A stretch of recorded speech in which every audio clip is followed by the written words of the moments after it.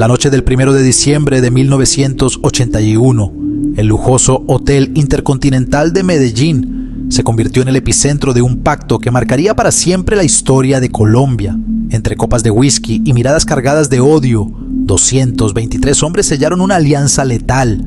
Allí estaban los nombres que después resonarían en los titulares mundiales: Pablo Escobar, Carlos Leder, Gonzalo Rodríguez Gacha y los hermanos Ochoa, cabezas del cartel de Medellín. No había margen para dudas. La guerrilla les había declarado la guerra al secuestrar a Marta Nieves Ochoa, hermana de los poderosos narcos, y ellos estaban listos para responder con fuego.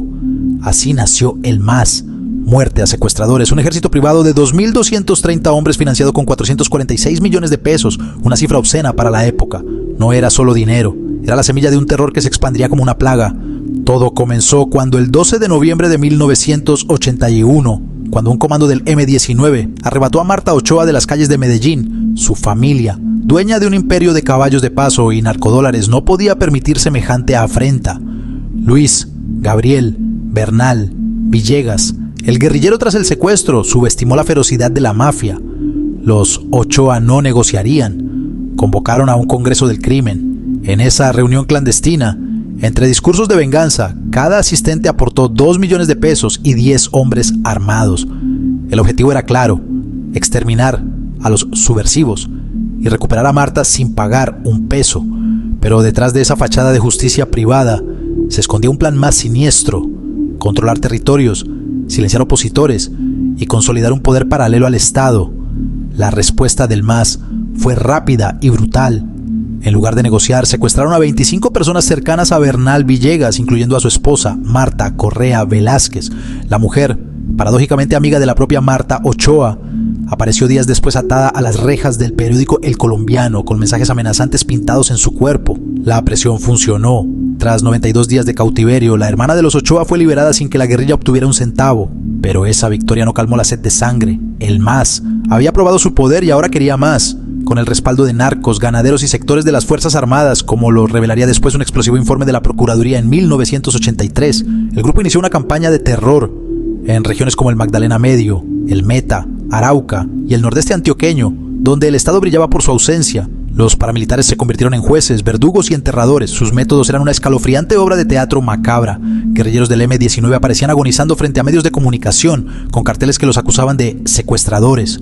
Cadáveres colgaban de árboles, mutilados o estrangulados, mientras las limpiezas sociales se normalizaban. La sociedad, que inicialmente vio al MAS como un mal necesario frente a los abusos guerrilleros, pronto entendió que el remedio era peor que la enfermedad. En 1986, bajo el gobierno de Belisario Betancourt, se intentó un diálogo de paz. Surgió la Unión Patriótica, UP, un partido político que agrupaba a exguerrilleros de las FARC y otros grupos dispuestos a reintegrarse a la vida civil. Pero para el MAS, la UP no era más que un blanco móvil. Entre 1986 y 1988, solo en el Meta, más de 300 líderes de este partido fueron asesinados, entre ellos candidatos presidenciales, alcaldes y activistas, cuyos crímenes quedaron en la impunidad. Lo más inquietante era la red de complicidades. El informe de la Procuraduría de 1983 dejó al descubierto los tentáculos del MAS dentro del mismo Estado. 59 miembros de las Fuerzas Armadas fueron vinculados a sus crímenes, aunque solo 33 pudieron ser identificados. Empresas petroleras, multinacionales y terratenientes financiaban sus operaciones a cambio de protección. Era un negocio redondo. Los paramilitares eliminaban a la guerrilla, los narcos controlaban rutas de cocaína y los uniformados lavaban sus manos mientras recibían su tajada. Las víctimas, en su mayoría campesinos, indígenas y líderes sociales, quedaron atrapadas en una guerra donde nadie los escuchaba. Los relatos de sobrevivientes hablaban de torturas con machetes, fosas comunes y niños obligados a presenciar ejecuciones.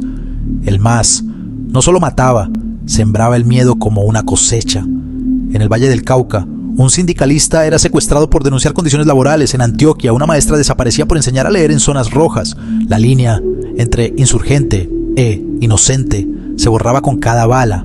Hoy, décadas después, miles de crímenes siguen sin respuesta. Si deseas conocer el desenlace de esta y otras historias, síguenos en nuestro canal de YouTube. Estamos como Primera Línea TV y nos vemos en cualquier momento.